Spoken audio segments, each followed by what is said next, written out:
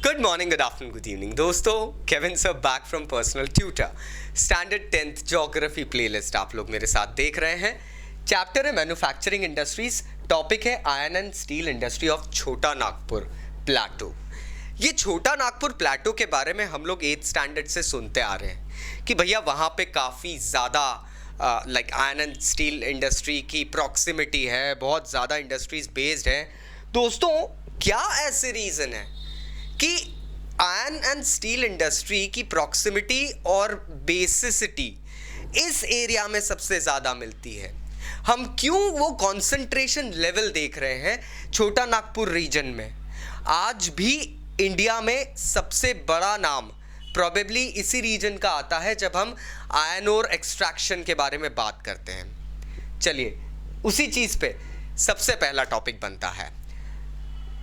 Actually छोटा Nagpur reason पे जो आयरन ओर माइन किया जाता है उसकी कॉस्टिंग काफ़ी कम है, and probably this is the reason that this area has been exploited far greater than any of the iron ore mining regions in India. इस एरिया से जो आयरन ओर माइन की जाती है वो probably export South East Asia, Taiwan and all export किया जाता है।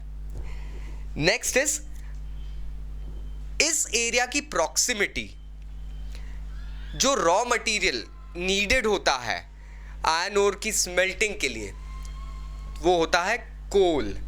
इस एरिया की प्रॉक्सिमिटी इंडिया की कुछ सबसे बड़ी कोल माइंस, सबसे ज़्यादा अबेंडेंट कोल माइंस के पास में है। रिमेंबर वासेपुर एंड ऑल, वो एरियाज जो हैं वहाँ पर सबसे ज़्यादा कोल की माइनिंग की जाती है और वो विसिनिटी इस एरिया से सबसे ज़्यादा पास है। तो स्मेल्टिंग प्रोसेस के लिए जो कोल लगता है वो आपको मिल जाता है बहुत इजीली इस रीजन के पास में। तो इसलिए प्रॉबेबली छत्तीसगढ़, कोरबा वगैरह जो है उन एरिया से यहाँ पर आपको बहुत ज़्यादा एबेंडेंस में कोल मिल जाता है। सो सिंस आपको रॉ मटेरियल बहुत एबेंडेंस में मिल रहा है तो इंडस्ट्री भी यहीं सेटअप हो जानी चाहिए।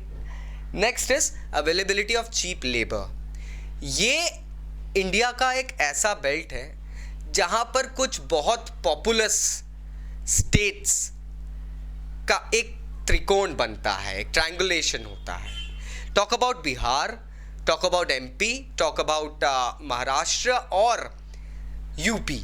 ये कुछ ऐसे स्टेट्स हैं दोस्तों जहाँ पे आपको पॉपुलेशन अबंडेंस में मिलेगी, और पॉपुलेशन अबंडेंस में है तो जाहिर बात है लेबर भी अबंडेंस में मिलेगा, और जब लेबर अबंडेंस में हो जाता है दोस्तों तो वो चीप होता है। और क्योंकि लेबर अगर चीप मिल रहा है तो इंडस्ट्रीज को काम करने के लिए सबसे ज़्यादा मैन पावर, मैन फोर्स मिल जाती है। So for that very reason they have got the availability of the cheapest labours probably India की किसी भी इंडस्ट्री के तुलना में। And then comes efficient transport network for distribution. मैंने इस पॉइंट को ग्रोथ पोटेंशियल के बाद में लेने की जगह पहले इसलिए लिया है दोस्तों ताकि आपको ये समझ में आए कि किसी भी इंडस्ट्री के लिए मार्केट बहुत ज़्यादा ज़रूरी रहती है। किसी भी इंडस्ट्री के लिए रॉ मटेरियल प्रोक्योर करने के लिए रोडवेज, ट्रांसपोर्टेशन सबसे ज़्यादा ज़रूरी रहते हैं। And when I personally had been to this region once long back, friends, हमें जो देख के लगता है कि इस एरिया में नाम सुन के लगता है बैकवर्डनेस होगा, बल्कि वहाँ पे आपको प्रोबेबली रोड्स का सबसे अच्छा network after Maharashtra and Gujarat मिलेगा। You can just travel from Raipur, you start travelling, आप टोटली भिलाई एंड ऑल पूरा एरिया आप सिंगल रोड की विसिनिटी में ट्रैवल कर सकते हैं without any traffic junctions. And that is the best thing जो प्रोवाइडेंस होती है। ये ट्रांसपोर्टेशन जो होता है यही तो इन चीज़ों के डिस्ट्रीब्यूशन के लिए सबसे बढ़िया रहेगा। और फाइनली हम देखते हैं growth potential in home market. Iron and steel ऐसी इंडस्ट्रीज है जो कि किसी भी मार्केट में किसी भी इंडस्ट्री की बेस इंडस्ट्री या पेरेंट इंडस्ट्री कहलाती है। इनको कभी कभी मदर इंडस्ट्री भी कहा जाता है, जैसे कॉटन हो गया, आयरन हो गया, ऑयल हो गया। तो ये जो इंडस्ट्रीज होती है ये लोकल मार्केट में किसी भी इंडस्ट्री के सेटअप के लिए एसेंशियल होती है। और इसीलिए इन इंडस्ट्रीज़ की जो नीड होती है वो भी काफ़ी ज़्यादा हो जाती है. So that's why these industries hold a great potential in the near by market. आपको इनको एक्सपोर्ट ज़्यादा दूर नहीं करना पड़ता, आपके ही लोकल मार्केट में इनकी बहुत ज़्यादा अवेलेबिलिटी मिल जाती है. Abundance of power. And why abundance of power? क्योंकि ये एक वो रीजन है दोस्तों जहाँ पे हमारी गवर्नमेंट ने काफ़ी सारे हाइडल और थर्मल पावर प्लांट्स लगाए हैं. यहाँ पे जितना ज़्यादा कॉन्सेंट्रेशन इन प्लांट्स का है, वहाँ वो एक एरिया वाइज अगर हम देखें पर किलोमीटर के हिसाब से, तो सबसे ज़्यादा रेशो यहाँ निकलता है. क्यों? क्योंकि गवर्नमेंट भी ये जानती है कि यहाँ पे हम आयरन एंड स्टील इंडस्ट्री को जिस तरीके से हार्नेस कर सकते हैं उतना हम इंडिया में प्रॉबेबली कहीं नहीं कर सकते हैं. तो इस कारण से यहाँ पर अबंडेंस ऑफ पावर होनी चाहिए. यहाँ पे पावर हमेशा मौजूद रहना चाहिए, क्योंकि दोस्तों अगर पावर ही नहीं रही तो किस तरीके से लोग इंडस्ट्रीज को चला पाएंगे. और इसीलिए यहाँ पर थर्मल और हाइडल प्लांट्स की अबंडेंस है.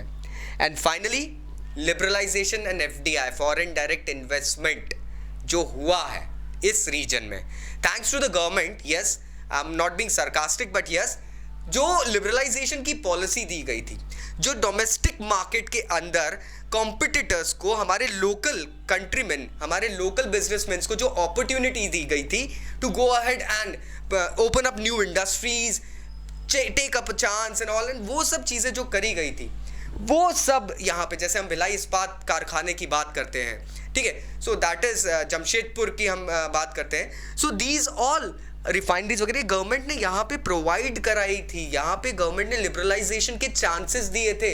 In fact foreign direct investment FDI को भी यहाँ पे ओपनली इनवाइट किया गया था.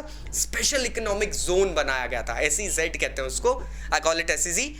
स्पेशल इकोनॉमिक जोन्स बनाए गए थे so that people, even foreign collaboration, foreign companies, foreign commercial companies also go ahead and come and set up their plants over here. इस कारण से इतनी उन्नति हुई है दोस्तों. एंड सच कह रहा हूँ दोस्तों, I have seen the vicinity, I have seen the industries. वो ऐसा कुछ नहीं है जो हम एक्सपेक्ट करते हैं. They are highly dignified and highly maintained sources out there.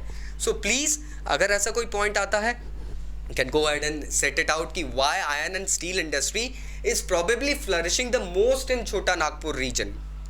फिर भी कोई डाउट अगर मुझसे रह गया है तो प्लीज़ नीचे कमेंट बॉक्स में remind me about that. And अगर आपको कुछ समझ में नहीं आता है तो please let me know, I will go ahead and text you. Thank you very much, take care, bye bye.